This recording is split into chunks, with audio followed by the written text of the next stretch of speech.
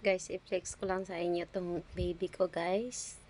May 2-month-old baby, 2 months. Ayan yung mga bihisan niya, guys. Nakaready na, oh. Maliligo siya, guys. Ayan yung liguan niya, guys. Ayan. Ayan si baby. Kanina ko pa po siya ginigising around 8:30. Tapos hanggang ngayon 9:45 in the morning, hindi pa rin siya nagigising. Nakahintay na yung panligo niya at pambihisan niya. Ayan. Tapos natutulog pa. So, dahil wake up na ang ating baby, liliguin na po natin si Baby Aya. So, ito yung bihisan niya, guys. At ayun naman yung liguan niya. Ayun. Ayan na siya, gising na, nag-wake up na. Tumaas na yung mga paa niya, mga tuhod niya. So, ayan lang guys, liliguin ko muna si baby. Ready ko lang yung kanyang panligo.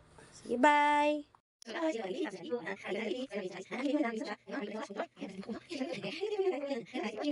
So, guys, tapos na po naligo ang aming baby. Ayan siya. Naligo na.